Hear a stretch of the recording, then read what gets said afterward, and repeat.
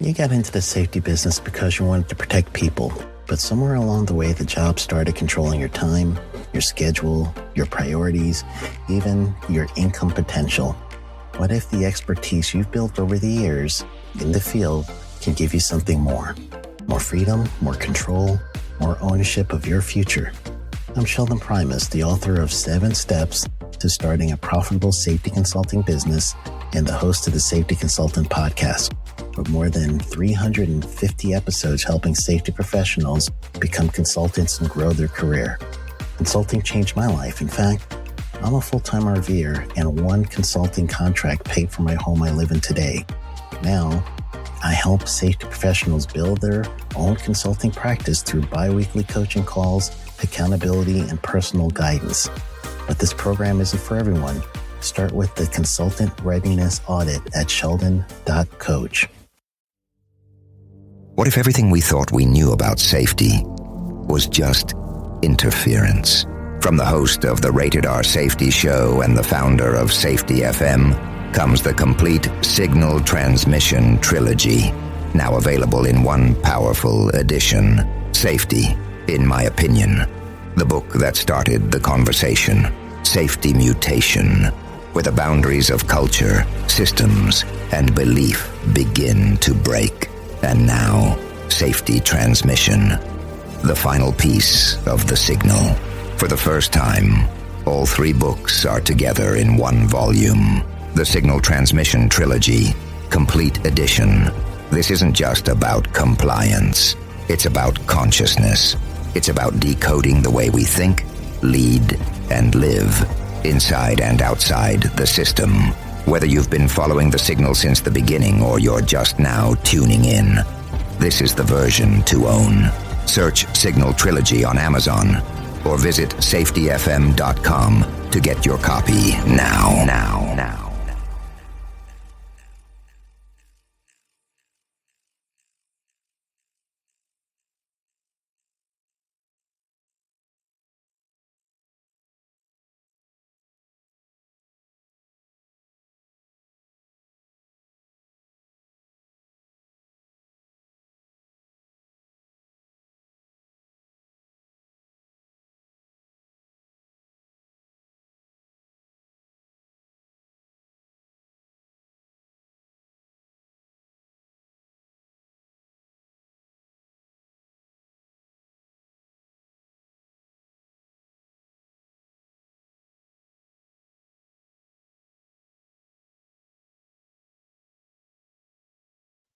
Hi, this is Jim from Safety Wars. Before we start the program, I want to make sure everyone understands that we often talk about OSHA and EPA citations, along with some other regulatory actions from other agencies, legal cases, and criminal activity. Everyone is innocent until proven guilty in a court of law. Proposed fines are exactly that, and they are often litigated, reduced, or vacated. We use available public records, news accounts, and press releases. We cannot warranty or guarantee the details of any of the stories we share, since we are not directly involved with these stories, at least not most of the time.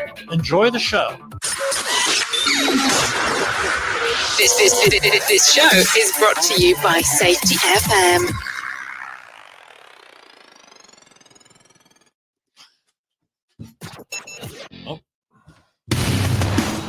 And from the border of liberty and prosperity and the highway to the north, this is Safety.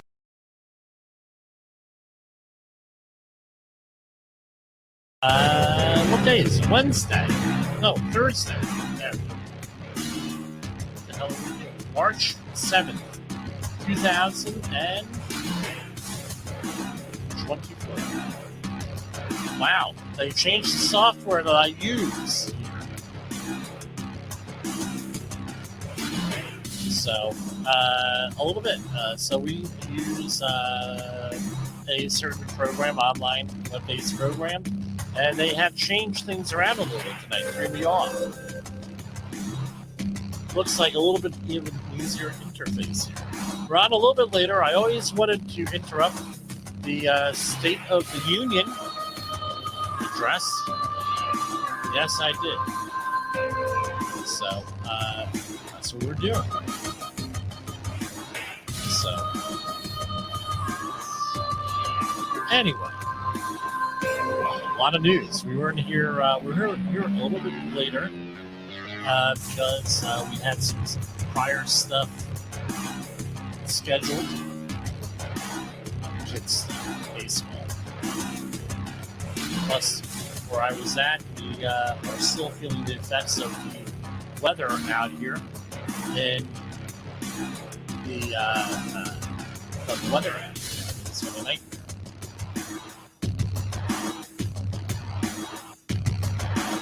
3 days of rain. Anyway, I'm looking here. They changed things around significantly.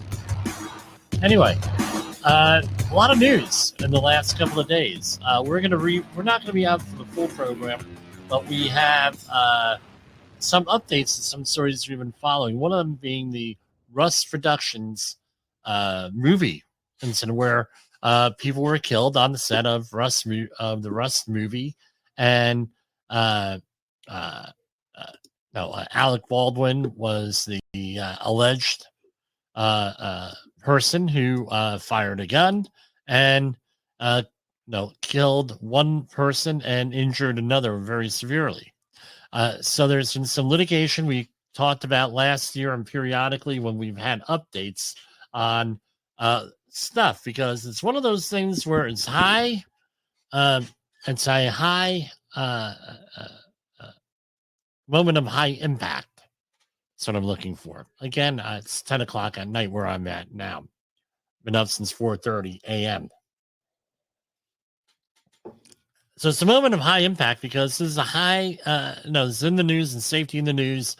And the state of New Mexico, they have their own OSHA program.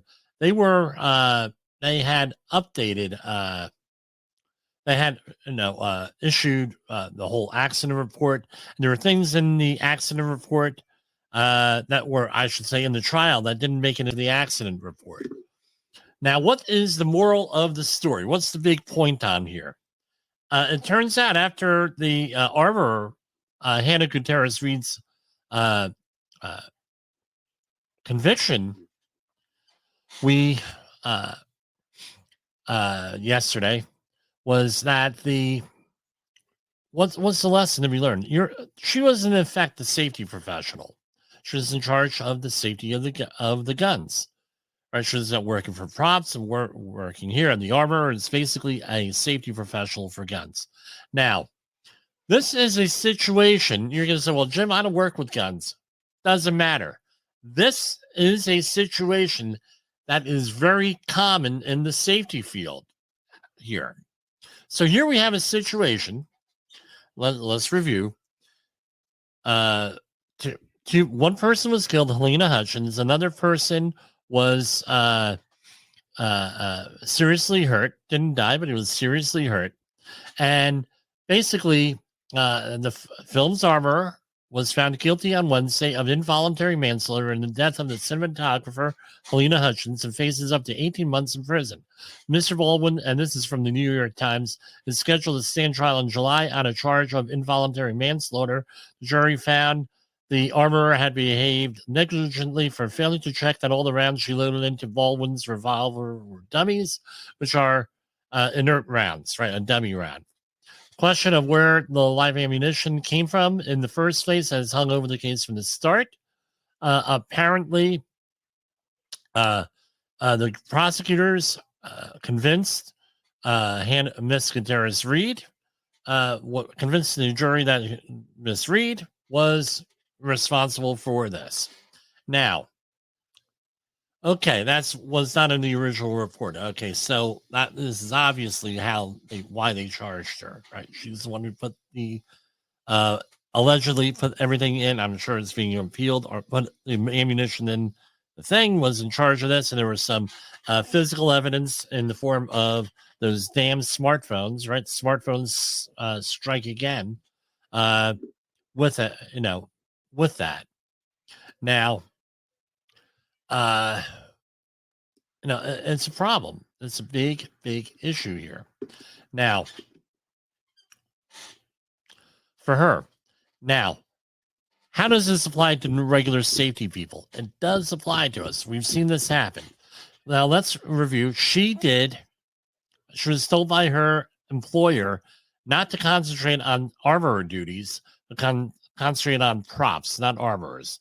The employer did not, and this has not been argued, the employer failed to follow a whole bunch of industry standards, were cited under the general duty clause, right, which basically they met all four conditions. They settled with the state of New Mexico and everything else. Now, how many times have you been on a job, you're a safety professional, you bring up a safety issue up to a person and your boss, they say, look, this is a safety issue. Hey, and they say, hey, don't worry about it.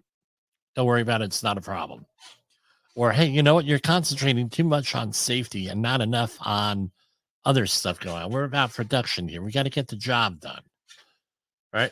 You better, and you go through all the Saul Allen's rules for radicals that we've covered on this program, and you get all of this. Now, this apparently is what happened here, because she was told by one of her bosses, don't worry about this.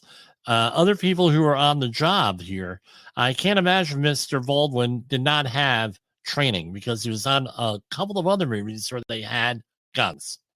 From what if his movie career and his TV career can be believed, right? Now, nobody said anything. At that point, when she got this in writing, don't do this, what was incumbent on her, how could she might have gotten out of this? Had she gone up to somebody in charge, right? Senior producer, bosses, said, look, we're not doing this, we're not doing this, we're not doing this. I'm told not to do this, blah, blah, blah. What do I do? Now, at that point, she had a safety situation. She tried to resolve it. If they said, well, you're fired, pick up your Guvno and get out, pick up your stuff and get out. Well, guess what?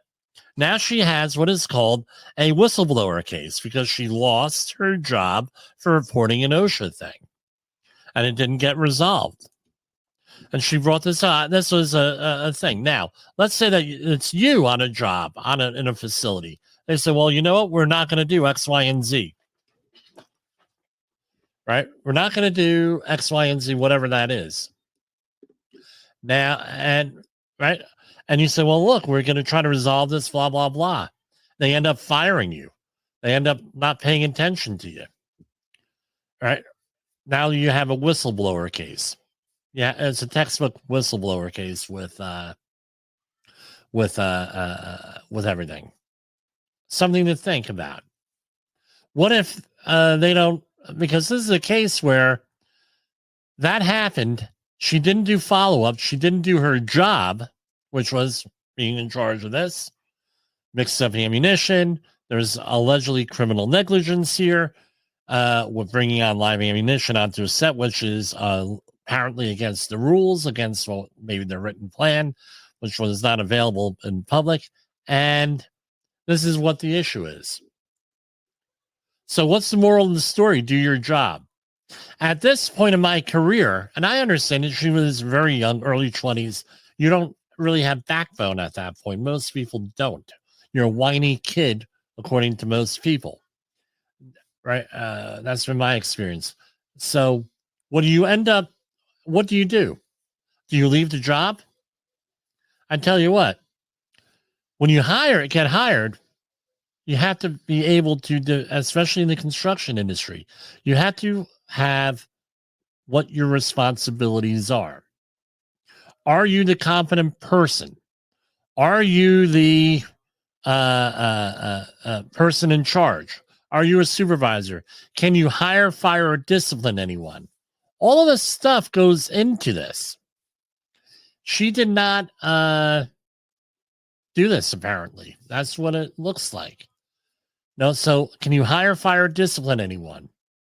Because I tell you what, this might have ended up differently if she said, look, I have no authority to hire, fire, discipline, or make corrections anywhere here. That's up to my boss. I was overruled, blah, blah, blah, blah, blah. I'm not responsible. Things might have turned out differently had she done that. But you have to be a pretty darn experienced safety professional to know to do that. Another thing, and I think Alec Baldwin is going to rue the day for this. And I do understand someone dies on the job. You want to help. You want to be helpful. You want to talk to the police. You want to do this, that. Remember, and we talked about this about a month ago, you have Miranda rights. If there's a fatality, and if you're in the management of a company, you're right. You're treated a little bit differently than a working schlub out there, right? You have Miranda rights. You have the right to remain silent, and you have the right to an attorney. And you can look up the old Dragnet stuff here, right? You have all of these rights. Assert them. I understand from Mr. Baldwin and everybody else. They wanted to be helpful, and they started talking and blah, blah, blah, blah, blah. Well, guess what? Might be a better idea to shut up and get your attorney, because this might have turned out differently had she done this. Right? And I hear people here, right? I could just hear it right now. Well, Jim, you're not supposed to tell people how to get around OSHA and then blah, blah. I'm not telling people how to get around OSHA. All I'm saying is assert your rights. Here, right? They're federal agents. They're law enforcement. Act appropriately. I'm not an attorney. I'm not giving legal advice. I'm just saying how you manage things with this, right? Because remember, there is no statute of limitations on a murder, right? Really is none. As far as I know, there are people that killed someone 40, 50 years ago that are getting convicted. So what's the rush? You could talk to them later on. Talk to them with an attorney. The immediate danger is over. You have someone hurt and someone killed. You don't have to go talking, blah, blah, blah. The immediate thing is over with, and that's it. They probably would have been different. Now, again, so in conclusion, assert your rights. Do your job. If your employer is not allowing you to do your job, make sure you have it in writing. And on the set up the job, find out what your responsibilities are with this. And there is such a thing as a whistleblower protection. Had she asserted this, might not have had a problem. Who knows? And if that wouldn't have worked, I'd tell you what, I would have liked to think that I would have said, or somebody in my employ would have said, you know what? Sayonara, folks. That's what I would have done. So we're going to, that's my comment on that. We're going to go into a little bit of a commercial here, and we'll come back.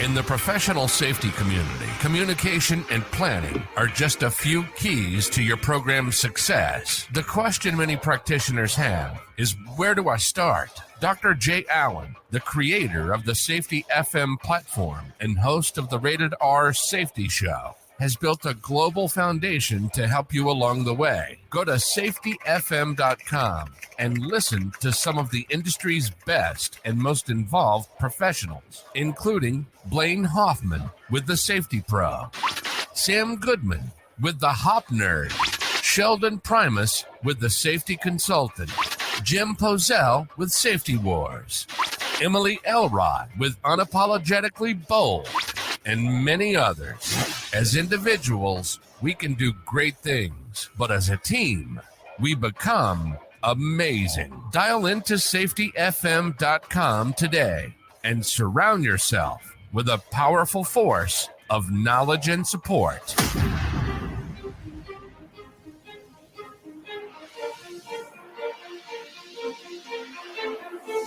In a world where danger lurks in every corner, one man stands as a beacon of hope. Jim Posel, a veteran safety expert with over 3 decades of experience, now bringing his knowledge to you with Safety Wars. Engaging, informative, and always relevant, that's Safety Wars. Join the safety revolution with Safety Wars, available on Spotify, Apple Podcasts, YouTube, and wherever you get your podcasts and videos.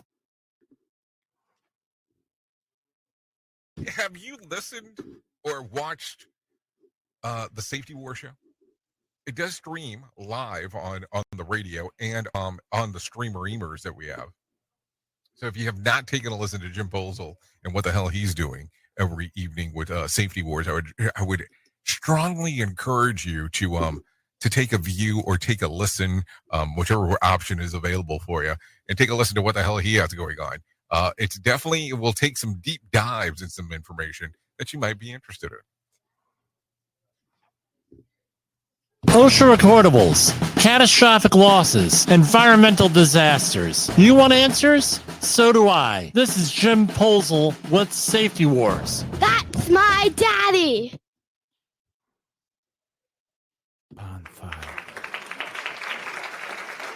Okay, we are back. And since it's Thursday, we're going to send out our Thursday message. This is Safety Wars, broadcasting to our brothers and sisters in the occupied territory of behavior-based safety. Get out your secret decoder ring. Here is your nightly message. Context drives behavior. Context drives behavior. So we are attempting to stream live on Rumble. I was just checking out whether or not we were on Rumble. So I don't know if we are or not. If we're there, that's great. If not, we'll get you next time and we'll upload this video here. Hold on. One more. And no, doesn't look like we're... Oh, what's this? Live. No videos found. Okay, well, we'll get there tomorrow, I guess. Now, going on to our regular news and views.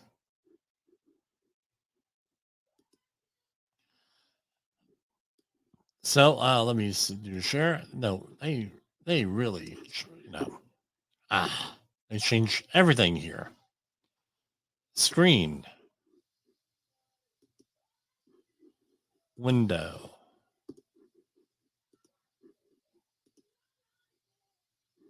All right. So here we have U.S. Department of Labor. Again, cites a Robbinsville frozen food manufacturer company, right? U.S. Department again cites Robbinsville frozen food manufacturer after workers suffers amputation, proposes a $551,000 fine. I happen to know where this facility is. All right, so it is during the inspection. So the agency determined to expose workers to lockout tagout hazards, and there are a lot of repeat things here and everything else. Let's see what we have. This is out of the Marlton area office. I don't think I know anybody there.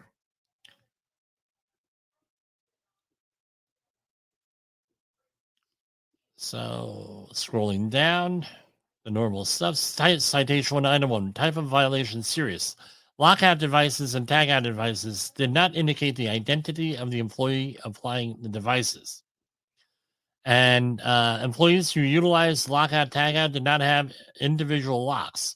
This is a big thing. You got to have individual locks for every employee, and every employee has to have the only key for it. Often companies try to pull a fast one, and what they do is they have key-to-like locks for everybody, and the supervisor has the keys with everything. They can't do that. Every employee has their own lock. $16,131. Citation 1, item 2A, type of violation serious. Lockout or tagout was not performed only by the authorized person, employees who are performing things. So the locks were not applied by employees who are actually servicing and maintaining the machines. Another $16,000. Citation 1, item 2B, another lockout tagout. Issue $0. Citation 2, item 1A.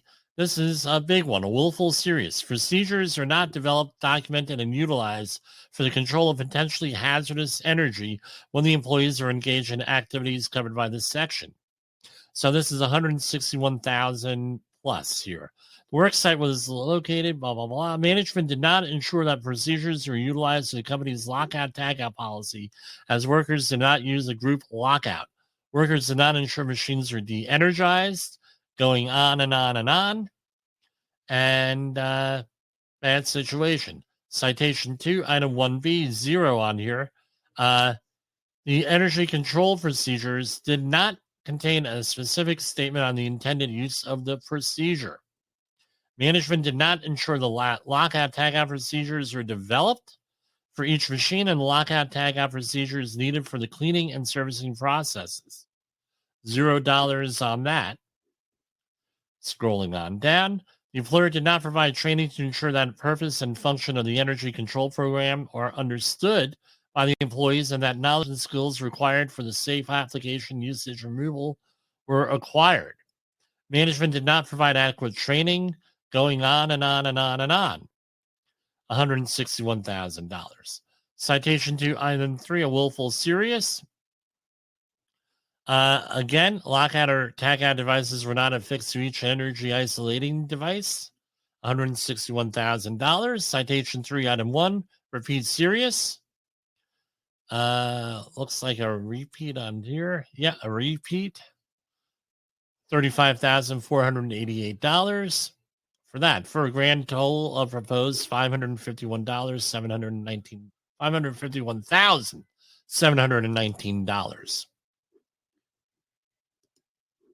U.S. Department of Labor investigates and cites a Red Barn truck wash after 3 workers injured and 1 fatally from exposure to harmful gases. Federal investigators determined a truck washing company failed to protect workers from hydrogen sulfide gas as they entered over-the-road tanker trailers to clean them out. So what we're looking at here is something to do with a permit-required confined space. That is what it sounds like. 171,680. Yeah, I didn't even read this. Confined space, hearing conservation, respiratory protection. This would probably be one that we want to send on over to your customers, and I'm going to do that right now. Hold on.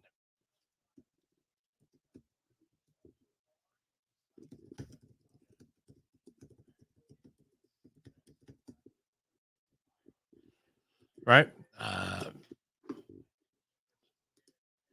So here we go. Again, smaller companies, smaller violations, probably the first time they had a run-in with OSHA. Citation 1, item 1, 29 CIF 1910-128. It was walking and working surfaces. Again, they're probably on top of the truck, right? Standing on the mid-rail and top rail of a mobile ladder stand to extend their reach, exposing employees to fall hazard approximately 9 feet. That was $4,800. The employer did not administer a continuing effective hearing conservation program. That was $4,800 right there. And respiratory protection, right? $4,839. Citation 1, item 4, if you're keeping count, no respirators in an IDLH, immediately dangerous life and health situation, which has to be supplied air with an emergency escape bottle or an SCBA, $4,839.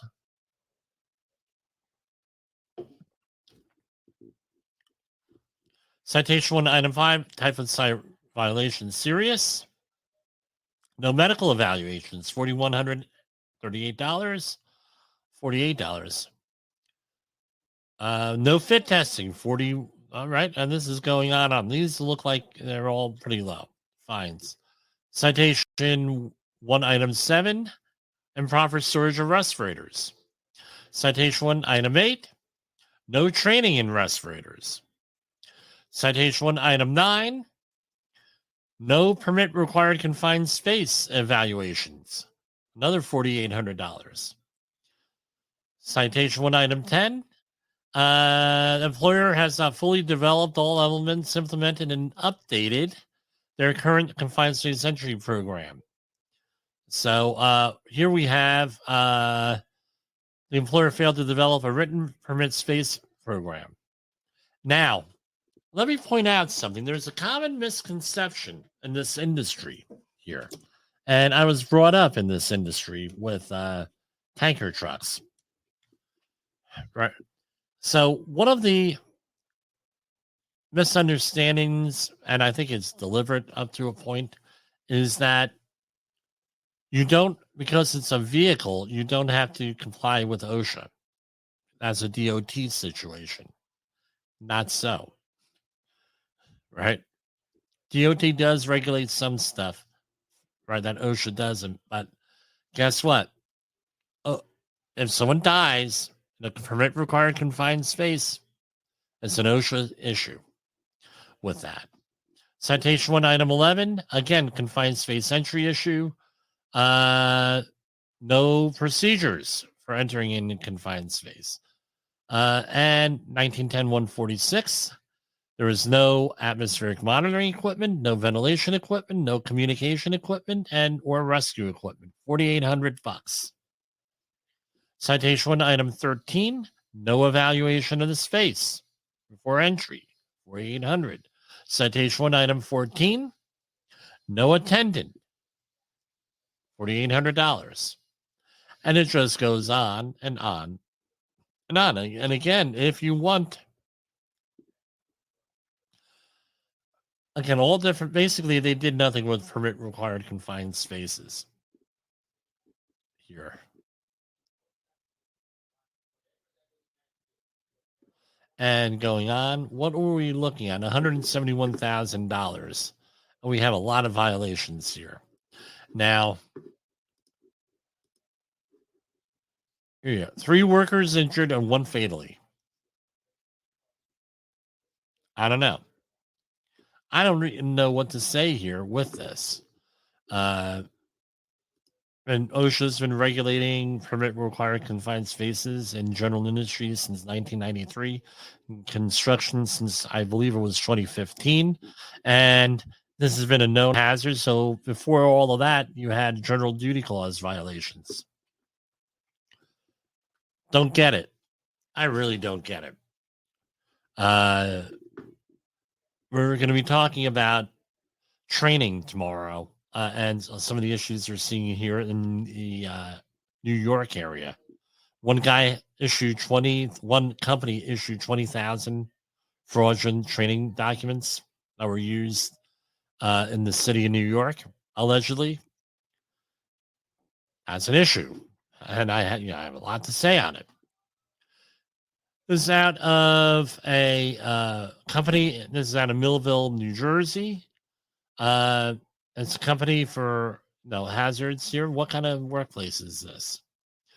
This was a settlement from a situation that happened in April 2022 from a referral. And let's see here.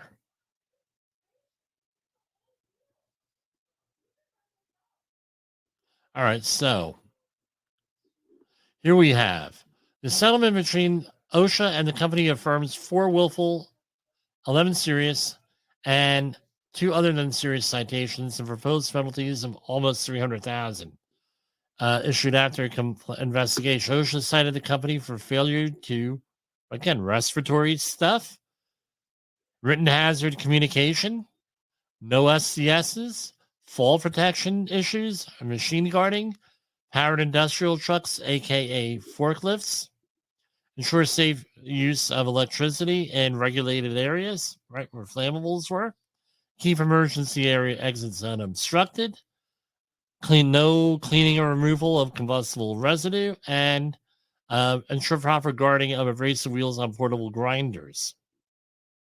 These are all relatively cheap things to resolve, but it ended up costing them $300,000. I don't know really what to say here. Again, give us a call, 845-269-5772. Okay, so let's talk about some positive things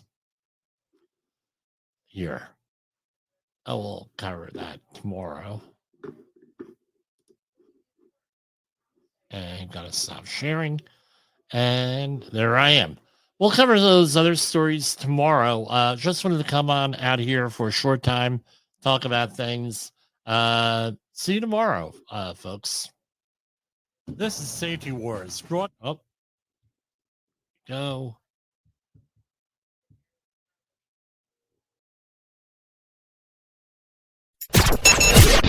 The views and opinions expressed on this podcast are those of the host and its guest and do not necessarily reflect the official policy or position of the company. Examples of analysis discussed within this podcast are only examples. They should not be utilized in the real world as the only solution available, as they are based only on very limited and dated open source information. Assumptions made within this analysis are not reflective of the position of the company.